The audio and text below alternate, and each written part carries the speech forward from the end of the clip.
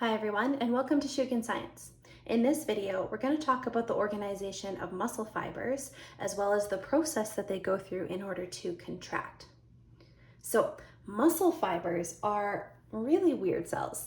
They contradict a lot of the characteristics of cell theory because instead of having a single cytoplasm with a single nucleus contained within, it has this large membrane called the sarcoplasm.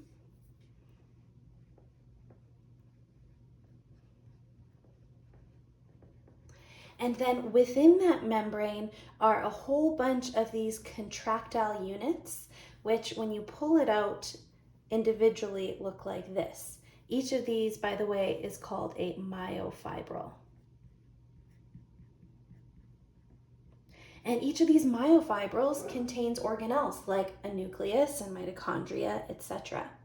So it defies cell theory in a way, not because it's not considered to be a cell, but because one of these muscle fibers contains many nuclei despite having one large membrane, aka the sarcoplasm.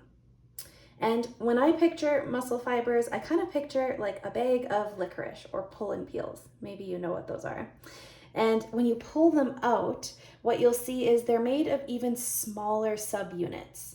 So we have this larger structure with the sarcoplasm, and then the sarcoplasm actually extends around each individual myofibril, and that extension of the sarcoplasm is called the sarcoplasmic reticulum.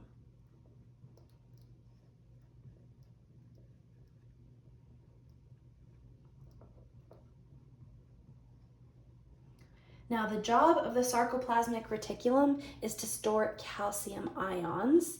So these myofibrils, or the contractile unit of a muscle fiber, they're each surrounded by a high concentration of calcium ions. So we're going to take a closer look at one of these myofibrils. Specifically, we're going to look at these little bands that make up the myofibrils.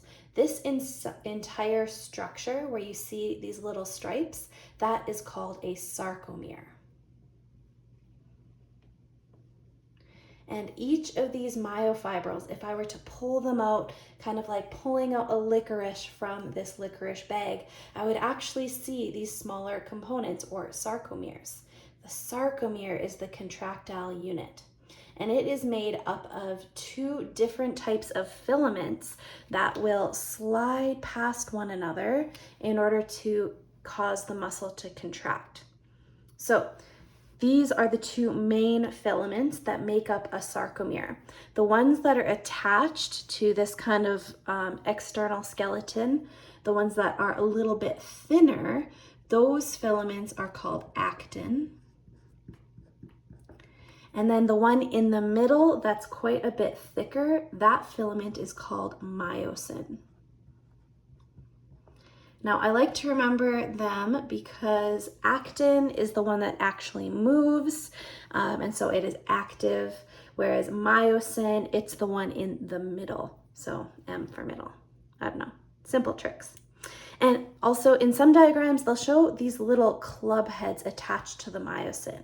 And it's the myosin heads that will eventually reach up and grab onto the actin filament and then pull inwards.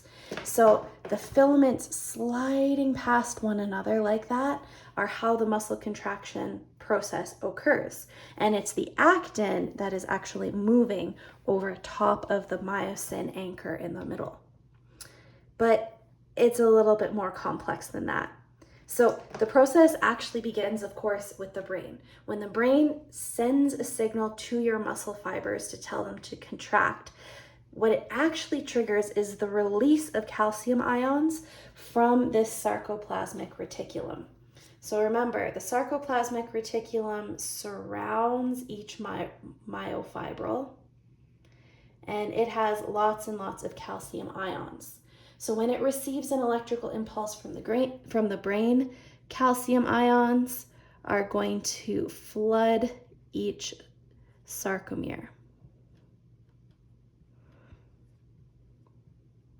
So that's how the process begins.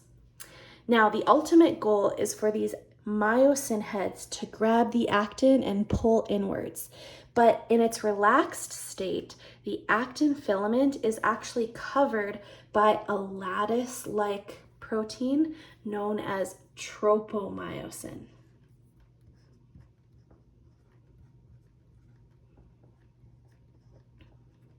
And the tropomyosin filament has proteins embedded within it known as troponin.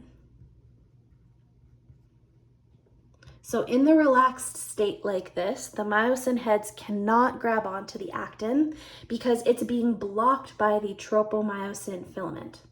When the electrical signal is sent from the brain and calcium ions are released, these calcium ions are actually going to bind with the troponin proteins that are found on that tropomyosin lattice.